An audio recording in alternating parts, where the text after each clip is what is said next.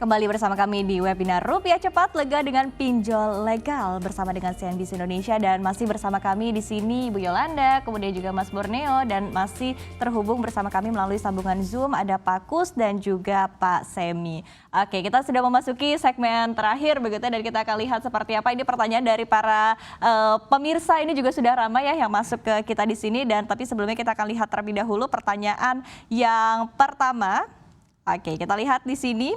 Ada pertanyaan dari Andis Afrianda. Berapa sih sebetulnya bunga pinjaman kalau pinjam di aplikasi pinjol Rupiah Cepat? Nah, ini tentunya saya akan berikan langsung ya kepada Mbak Yola, begitu seperti apa? Iya, semenjak adanya pinjol ilegal yang cukup marak ya di tahun 2021 kemarin, dari AFPI sendiri itu mengambil inisiasi untuk memberikan perbedaan yang cukup tajam ya antara yang ilegal dan yang legal. Oleh karena itu, pada bulan November 2021 kemarin, dari AFPI menetapkan bahwa bunga pinjol yang legal itu adalah 0,4% flat per harinya, nggak lebih nggak kurang. Oke, itu dia. Mungkin Mas Borneo ada yang ingin ditambahkan begitu?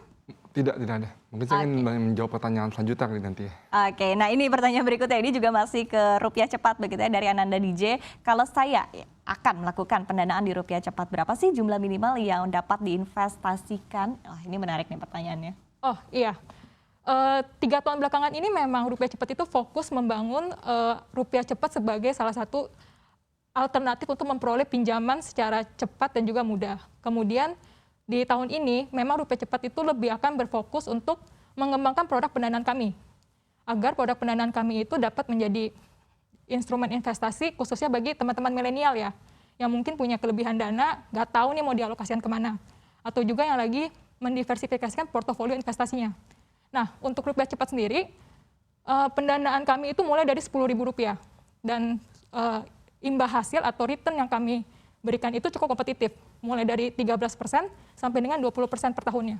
Wow, ini cukup menarik ya, 13% hingga 20% per tahun. Tapi kembali lagi ya, yang namanya investasi kan pasti ada resiko. Betul. Jadi kami menghimbau nih untuk teman-teman milenial yang memang mau investasi, pastikan dulu tahu produk kita tuh seperti apa, dan bijaklah dalam berinvestasi. Iya, betul. Dan ini tentu ya ada pertanyaan lagi, ini satu pertanyaan dari Mutiara. Pertanyaannya adalah apakah di Rupiah Cepat ini sudah berizin sesuai dengan pengawasan OJK? Nah ini silahkan langsung dijawab. Tentunya sudah ya Mbak ya? Sudah, sejak tahun 2019, tepatnya bulan Desember, kita sudah berizin dan diawasi oleh Otoritas Jasa Keuangan. Jadi jangan takut untuk menggunakan produk pendanaan Rupiah Cepat maupun aplikasi pinjaman online Rupiah Cepat. Oke, itu dia ya. Sudah ada 5 penanya yang dengan pertanyaan-pertanyaan terbaik sudah dipilih dan tadi ya berhak mendapatkan e-wallet senilai Rp500.000 dan langsung saja kita sudah mulai memasuki sesi akhir ya dari webinar Rupiah Cepat kali ini dan saya akan ke Pak Semi terlebih dahulu. Pak Semi, ini terkait dengan mungkin closing statement juga ya terkait dengan seperti apa sih di tahun 2022 ini Anda melihat pengawasan terhadap pinjol ilegal, kemudian juga kayaknya juga kalau dari segi sistem pembiayaan juga sekali lagi ya masih menarik untuk masyarakat yang memang masih kurang untuk edukasinya ataupun juga literasinya di terkait dengan finansial begitu. Nah ini kira-kira seperti apa Pak Semi? Ya, kami berharap dengan gerakan bersama di Satgas Investasi, pengawasan investasi ini, kita kan bersama-sama membuatkan gerakan mempersempit ruang geraknya. Jadi kita sudah ada dari kepolisian sudah turun, menangkap para pelakunya atau afiliatornya, dan juga kita mulai melakukan literasi dan harapannya nanti memang benar-benar masyarakat itu bisa memanfaatkan kemudahan-kemudahan dari pinjaman yang legal. Ini harapannya karena itu sangat membantu ekonomi kita sekali. Baik untuk UMKM, bagi kebutuhan kita yang mendesak, tapi selalu bijak dalam melakukan pinjaman. Sesuaikan dengan kemampuan kita untuk membayar dan hanya meminjam kalau memang dibutuhkan, jangan berlebihan meminjamnya. Jadi itu tadi kita harapkan nanti para pemain-pemain ilegal ini kita bisa tekan dan kita bisa memberantas mereka lah. Tidak lebih tidak ada lagi ruang geraknya atau mempersempit ruang gerak mereka.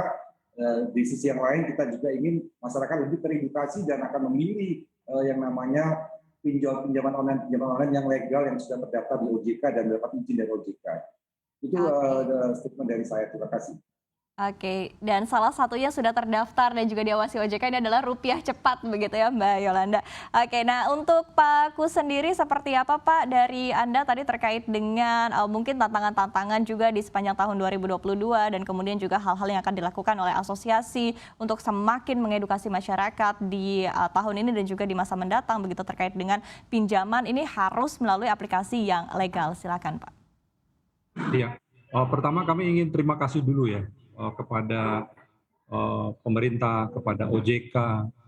OJK itu ada Direktorat Fintech dan juga ada Satgas Waspada Investasi. Juga kepada pemerintah dalam hal ini Kominfo, ya Pak Semi, yang sudah banyak sekali membantu untuk yang terkait dengan pemberantasan pinjol ilegal ini. Pak Semi juga kami terima kasih Pak, sering kasih briefing, kasih sosialisasi, pengarahan kepada penyelenggara fintech lending.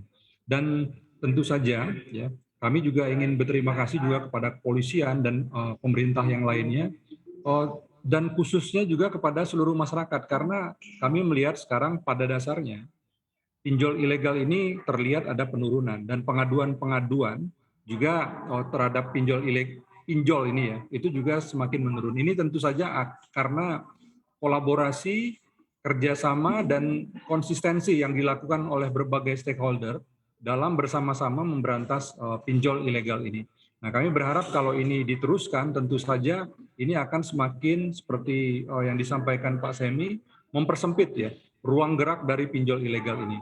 Kami di asosiasi berfokus pada penyelenggara fintech lending ini semakin baik dalam memberikan pelayanan kepada masyarakat, kepada konsumen, semakin kompetitif dan affordable dalam memberikan produk-produknya, dan semakin inovatif. Berbagai macam produk juga kita siapkan untuk bisa digunakan oleh masyarakat untuk berbagai keperluan ya. Apakah itu konsumtif, pinjaman multiguna juga bisa digunakan untuk produktif ya, ataupun pinjaman yang langsung untuk produktif. Ini juga variasinya semakin banyak, semakin terus kita tingkatkan sehingga masyarakat yang selama ini belum mendapatkan akses layanan pinjaman, ini bisa difasilitasi, bisa dilayani oleh fintech atau pinjol yang terdaftar, yang berizin OJK ini. Nah, selanjutnya kami juga fokus ya, tidak pernah berhenti untuk melakukan upgrade dari kualitas penyelenggara. Direktur, komisaris, bahkan pemegang saham, itu kami selalu adakan training-training, seminar, supaya semakin aware, semakin berorientasi kualitas, concern dengan perlindungan konsumen dalam memberikan pelayanan-pelayanan kepada masyarakat. Nah, sehingga ujung-ujungnya kami di industri fintech lending ini menjadi bagian yang aktif, bagian yang signifikan dalam upaya pemerintah untuk mewujudkan pertumbuhan ekonomi kita semakin baik dari waktu ke waktu. Sebagai informasi, Mbak Safira, tahun lalu pada saat masih pandemi, fintech lending ini kita berkontribusi dengan kenaikan pinjaman 105%. Jadi pada saat pertumbuhan kredit umumnya itu sekitar 6%, fintech lending ini bisa berkontribusi 105%. Dan kami berharap tahun ini 2022 dengan landainya COVID ini, dan tentu saja dengan banyaknya inisiatif-inisiatif yang dilakukan pemerintah, dan juga besarnya kebutuhan masyarakat akan pinjaman ini, kami berharap bahwa kontribusi dari fintech lending ke depan akan semakin baik dan semakin meningkat. Oke, terima kasih Pak Kus tadi untuk closing statement-nya, dan saya akan beralih ke Mbak Yolanda seperti apa closing statement-nya, dan tentunya untuk webinar seperti ini juga perlu semakin diselenggarakan begitu ya, karena juga dari para pemirsa juga tampaknya juga pada begitu antusias dan juga tertarik dengan webinar kali ini. Dan silakan Mbak Yolanda untuk closing statement Anda. Iya, sebenarnya closing statement-nya itu mungkin sudah terwakili dari Pak Semi, dari Dirjen Aptika, dan juga dari Pak Kus selaku Direktur Eksekutif API. Cuman yang mau dari Rupiah Cepat tambahkan itu adalah sekarang ini kan memang industri kan juga lagi menunggu ya adanya aturan main baru terkait peer-to-peer lending ini. Harapannya aturan baru itu segera keluar sehingga kami para industri ini yakin aturan ini dapat menyehatkan industri pinjol yang memang aturannya kan sudah cukup lama ya. Ada renewal, kami berinovasi lah dengan adanya aturan baru tersebut. Dan juga kami harapkan dengan adanya aturan baru tersebut, kami selaku penyelenggara pinjol yang legal semakin dapat membuat tata kelola perusahaan kami itu semakin baik dan juga sehat untuk kedepannya.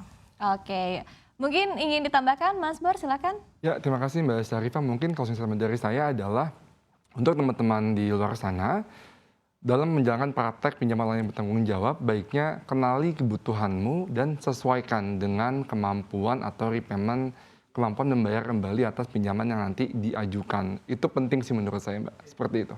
Oke, itu dia tadi ya. Dan tentunya seperti yang tadi sempat saya sampaikan begitu ya, bahwa tampaknya edukasi-edukasi seperti ini juga memang perlu semakin ditingkatkan lagi untuk bisa mengedukasi dan juga memberikan literasi keuangan kepada masyarakat. Dan tentunya kami ucapkan terima kasih yang luar biasa kepada para narasumber kita di sini. Ada Ibu Yolanda Sunario selaku CEO dari Rupiah Cepat, kemudian juga kepada Mas Safartino Borneo selaku Government Relations Spesialis Rupiah Cepat, dan tentunya yang masih bergabung bersama kami secara online yaitu Bapak Kusariansyah selaku Direktur Eksekutif dari AFPI, dan juga kepada Dirjen Aplikasi Informatika Kementerian Kominfo Bapak Samuel Abrijani, dan tadi juga sudah bergabung bersama kita Ketua Satgas Waspada Investasi Pak Tongam L. Tobing. Terima kasih yang luar biasa kepada narasumber kita. Jangan lupa unduh aplikasi CNBC Indonesia di Google Play Store dan App Store untuk ikuti terus perkembangan terkini terkait berita ekonomi dan bisnis.